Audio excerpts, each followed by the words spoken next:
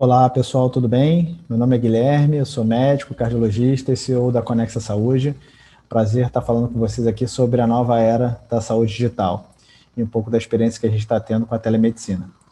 Então, primeiramente, antes de falar de telemedicina, vamos tentar entender o contexto de saúde, do sistema de saúde brasileiro. A gente tem 210 milhões de brasileiros, só que apenas 47 milhões têm seguro de saúde. Então, a gente tem mais de 160 milhões de brasileiros que não têm plano de saúde. E aí, se a gente for fazer um recorte maior ainda, a gente consegue ver que 58 milhões dos brasileiros que não têm plano de saúde consomem serviços privados, que a gente chama de out of pocket. E 105 milhões são exclusivos do SUS.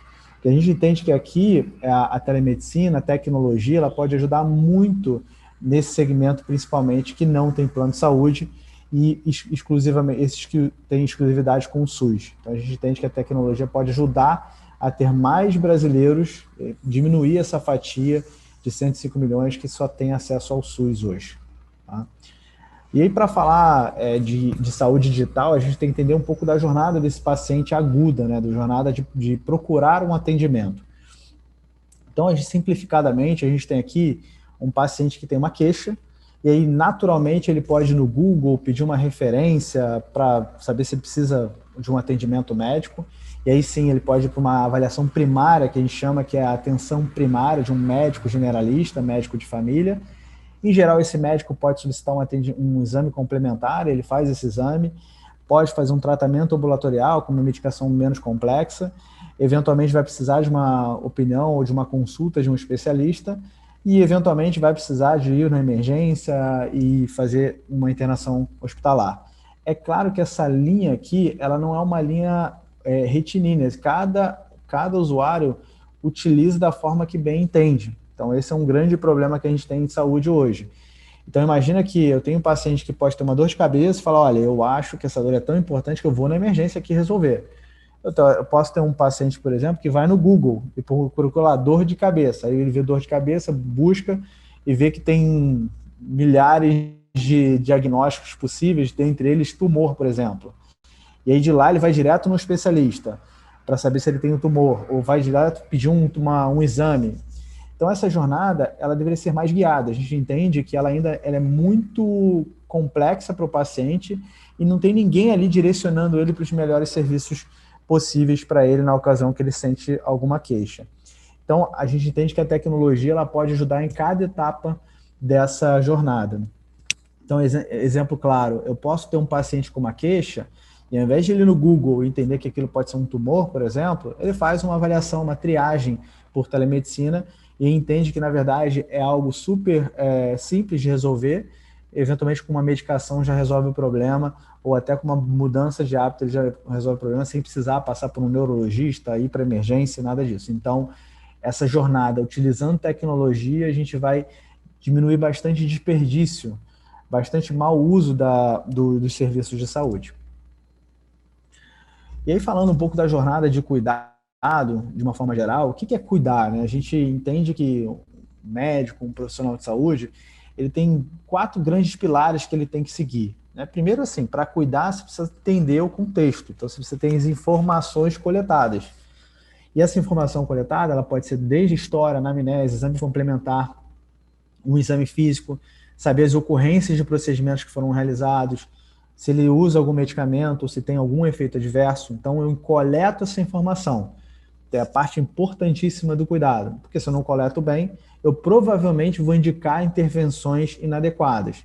E aqui, o que é uma intervenção que a gente entende? Eventualmente, é uma solicitação de um exame complementar, de uma medicação, de um procedimento cirúrgico, avaliação de uma segunda opinião de um médico especialista, por exemplo, encaminhamentos, orientações, eventualmente até laudos e atestados. Isso é o que a gente tem hoje numa jornada de cuidado. Mas, de novo, eu posso coletar super bem a anamnese, eu posso fazer uma intervenção super adequada, mas eu posso ter aquele paciente que ele não engaja, ele não adere ao tratamento. Então, de nada adianta eu fazer tudo isso muito bem se eu não conseguir um engajamento com esse paciente. Então, o engajamento é um pilar importante. E como é que a gente adquire engajamento hoje? A gente pode adquirir com contatos humanizados, ou seja, um médico tendo uma boa relação médico-paciente, a qualquer momento informando para o paciente sobre conteúdos, sobre coisas importantes que o paciente precisa saber. Eu posso ter conteúdos, né, chegando nesse paciente para que ele se eduque, é super importante isso.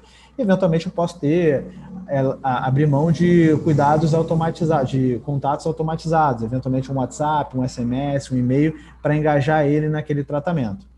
E aí, esses 3 pontos são super importantes, mas se a gente não entender qual é a coordenação, quais são os desfechos, metas que a gente tem para esse paciente, a gente não consegue fechar o ciclo. Então, a coordenação do cuidado, ela é super importante para entender se esses 3 pilares que eu estou fazendo, ele de fato está gerando um resultado nesse paciente. Então, é um sistema mesmo de gestão do paciente, gestão de saúde do paciente.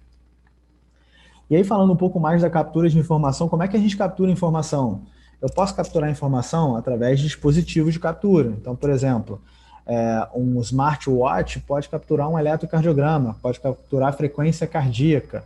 Um dispositivo, por exemplo, um aparelho de pressão, pode capturar a PA, a frequência cardíaca. Então, eu posso abrir mão de dispositivos de captura de informação nesse momento de captura. Eu posso ter uma captura de informação pelo próprio profissional de saúde durante um atendimento, seja via voz, chat, videochamada ou eventualmente até presencial. Ou eu posso ter informações que o paciente me envia. Então eu posso ele pode, por exemplo, enviar para uma plataforma de tecnologia e telemedicina, informar como é que está a pressão dele, como é que está o exame dele, o que ele está sentindo. Então, são várias as formas que a gente tem hoje, escaláveis, né, digitais, que eu posso conseguir capturar informações importantes. Indo aqui para o segundo tópico, as intervenções, um pilar importantíssimo. Então, como é que hoje o profissional de saúde pode gerar intervenções? Ele pode gerar uma intervenção, seja um encaminhamento, por exemplo, desse paciente para um hospital, para uma emergência, para a farmácia, para fazer um uso de um medicamento, seja de clínicas, laboratórios.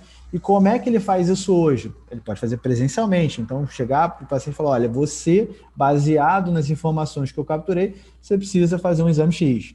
Ou, eventualmente, ele pode fazer por vídeo, voz, chat. A gente faz isso de várias formas. Então, digitalmente, hoje, basicamente, a gente tem videochamada, telefone, contato telefônico e chat, que aí a gente pode falar de WhatsApp, mensagerias, de uma forma global. Sobre engajamento de saúde, com saúde, a gente percebe que aonde a gente precisa engajar o paciente, aonde ele está. Hoje a gente sabe que o paciente está mais de 8 horas no digital. Então ele consome 8 horas do dia dele, está dentro de uma rede social, de um e-mail ou de várias plataformas digitais que a gente tem hoje no Brasil. Então, se eu não me comunicar com ele através dessas plataformas, eu não consigo engajá-lo tão bem.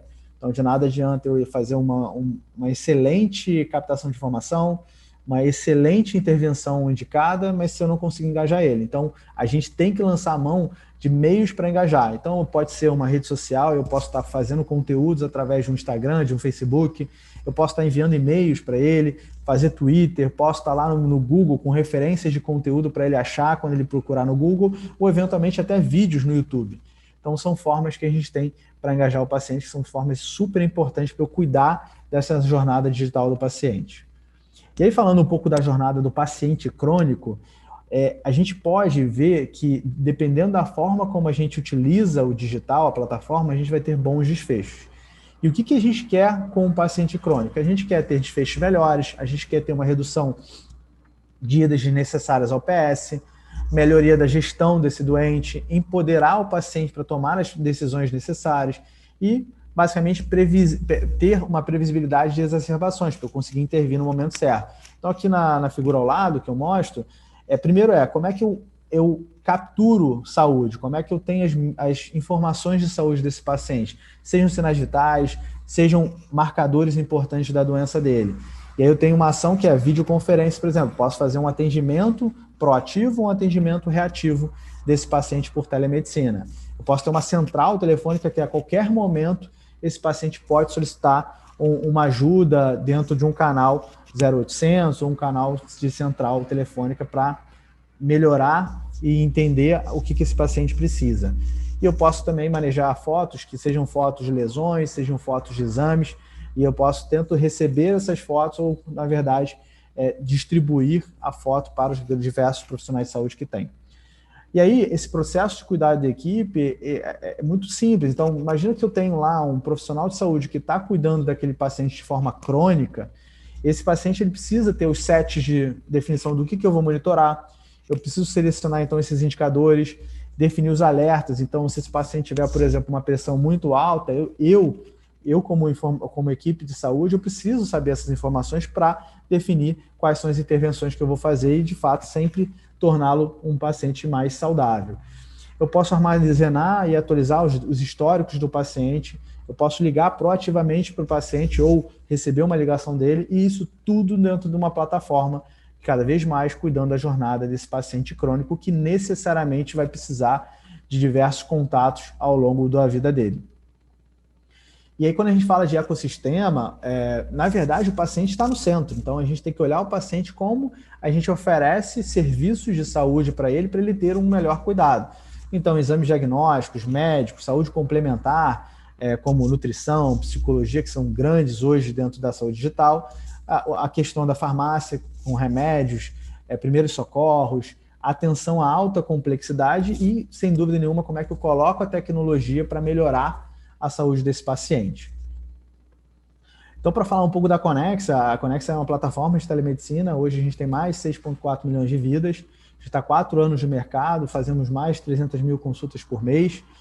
A gente tem hoje muito mais de 10 mil profissionais de saúde, chegando a quase 40 mil profissionais de saúde.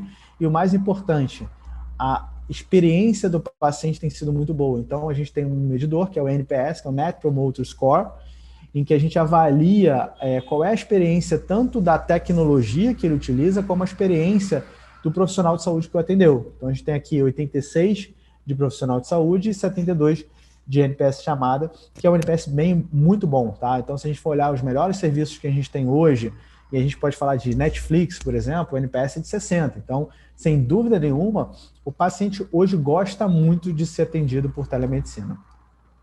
E aqui, para exemplificar, a gente tem um movimento, que a gente até saiu na Atlântico, que é uma revista que fala sobre grandes tecnologias que vêm em ascensão. A gente mostra aqui o volume de atendimentos que em pouco tempo a telemedicina aqui dentro da nossa experiência aqui da Connexa aumentou. Então, aqui para entender que esse mercado é um mercado que cada vez mais vai crescer e o médico e o profissional de saúde que não entender isso, que não estiver dentro desse mercado, com certeza vai ficar para trás. E o que a tecnologia ela pode gerar? O maior problema que a gente vê hoje é o cuidado integrado. Então, se você pegar um médico muito bom, um profissional de saúde de excelência, o que ele faz muito bem? Ele cuida desse paciente. E cuidar é dar atenção no momento adequado, é verificar os desfechos que esse paciente precisa ter. E com isso, a gente precisa aqui, com a tecnologia, exponenciar isso, dar uma escala muito grande para os pacientes terem acesso, e obviamente de uma forma muito mais barata, acesso a esse tipo de serviço que é 100% da integralidade dele como indivíduo. Então, eu posso ter, através da tecnologia, monitorar gestantes crônicos afastados, prescrever medicamentos, pedir exame, ter diversas especialidades médicas, ter uma equipe de cuidado 100% focada nesse paciente. Emergência, ou seja, um pronto atendimento quando ele precisar, psicólogas, nutricionistas e mais ainda ter esse prontuário 100% integrado, porque dependendo do serviço, do programa que ele estiver utilizando, essas informações elas estão num único prontuário e aí toda a equipe pode, de fato, enxergar as informações e cuidar melhor do paciente, porque o prontuário integrado é um dos grandes pilares para a gente conseguir fazer a gestão de saúde desse paciente. Então, a gente tem diversas especialidades, e essas especialidades que eu cito aqui são as especialidades que são mais utilizadas dentro da telemedicina, como dermatologia, a nutrição, a cardiologia. Um pouco do que eu queria chamar a atenção aqui são os programas que são mais utilizados, que é o PA Digital. Então, aqui a gente tem um programa que é um pronto atendimento digital, em que ele segue uma jornada. Então, a partir do momento que ele tem uma queixa, ele acessa o aplicativo, por exemplo, ele vai lá, solicita um atendimento médico. Grande parte dos atendimentos médicos são resolvidos em um só atendimento. Então, a gente tem mais de 70% dos pacientes, eles têm alta no primeiro atendimento, ou seja, a primeira avaliação define que ele não precisa fazer um segundo atendimento, seja presencial ou online. Apenas menos de 10%, hoje a gente está com uma taxa de 5% dos atendimentos derivam para um encaminhamento para emergência. Isso é um indicador super importante para a gente, de fato, entender isso. Eu, como médico, sempre que atendi na emergência, via que vários pacientes estavam na emergência por um erro, né? Não tinha uma questão, uma urgência definida, mas estavam lá porque só sabiam ir na emergência. Então, aqui a gente faz uma primeira triagem, com certeza muda de forma bastante ampla as avaliações que necessitam ser feitas.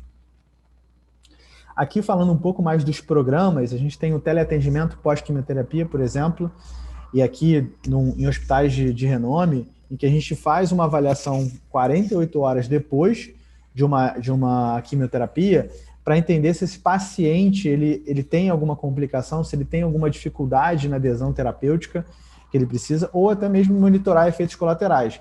E isso faz o quê? Reduz taxas de complicações, diminui efeitos colaterais indesejados e aumenta o índice de bem-estar e NPS do paciente. E o que a gente percebe cada vez mais nesses pacientes que precisam de uma atenção maior, a telemedicina vem contribuindo muito. Aqui, por exemplo, uma triagem médica na emergência. Então, a gente tem um hospital que, no momento em que o paciente faz o primeiro atendimento na emergência física, ao invés de ele fazer uma triagem presencial, ele faz uma triagem por telemedicina. Então, ele está numa salinha, onde tem um telão, faz a mensuração de sinais vitais, um primeiro atendimento, avalia ele, entende se ele precisa ir, por exemplo, é um paciente vermelho, é um paciente amarelo ou verde, e daí ele segue na jornada física dele. Isso aqui é muito importante para quê? Para reduzir tempo de espera na fila de atendimento, reduzir o tempo de atendimento do paciente, porque eventualmente esses pacientes passam muito tempo na emergência, isso 3, 4 horas, isso faz com que a experiência dele seja muito ruim. Então, com isso, a gente consegue otimizar o tempo e encurtar esse tempo de atendimento do paciente. E outra coisa super importante é eu conseguir medir a acurácia desse primeiro atendimento online com o diagnóstico final. Então, eu consigo fazer o cruzamento para ver se eu estou sendo bem assertivo na triagem e, obviamente, esse paciente sempre vai ser atendido presencial depois para a gente cruzar as informações e ver se a gente está sendo bem efetivo.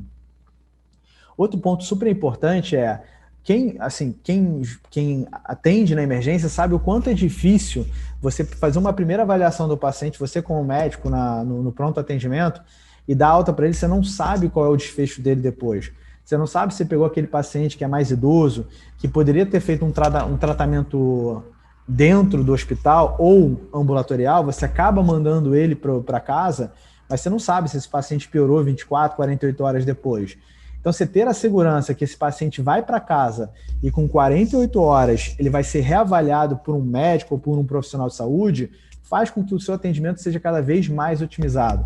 Então, você consiga ter segurança de que se eu mandar para casa, vai ter alguém monitorando esse paciente, você fica tranquilo, porque ele não vai ficar descuidado durante esse período, que é o período mais crítico, são 24 a 48 horas depois de uma alta da emergência. Acompanhamento com gestante, aqui é um case super legal, com uma das maiores maternidades do Brasil, fica em São Paulo, Santa Joana, que você consegue fazer o acompanhamento, seja por terapias de grupo, né, de gestantes, ou também por o atendimento pontual a gestantes de alto risco, reduzindo, então, taxas de prematuridade das gestantes e também você conseguindo controlar diversas doenças, comorbidades que são mais complexas de serem controladas na atenção primária. E por último, aqui que eu queria exemplificar para vocês, é de fato a triagem psicológica. Hoje a gente sabe que saúde mental é um problema enorme, né? E aí com a pandemia isso ficou muito mais sensível, a gente consegue triar pacientes através de um algoritmo super bem pré-definido e definir se esse paciente eventualmente ele precisa de uma linha de cuidado de burnout, de uma linha de cuidado de depressão ou eventualmente uma linha de cuidado até mesmo de ansiedade. E para aqueles pacientes que têm doenças crônicas, uma linha de cuidado para o doente crônico para que ele aumente a adesão terapêutica e que isso com certeza vai fazer um excelente cuidado e melhoria dos desfechos desses pacientes, que são pacientes que em geral complicam mais do que a média normal aqui no Brasil. Então, um pouco do que a gente queria mostrar é como é que hoje a nova era da saúde digital, ela mostra que a gente vai ter diversos programas, diversas formas de cuidar do paciente, a gente vai conseguir mensurar como a gente está cuidando e, de fato, entregar uma saúde melhor para os nossos pacientes. Então, fica aqui meus agradecimentos, aqui meu Instagram, meu LinkedIn, se quiserem só entrar em contato comigo. Grande prazer, obrigado.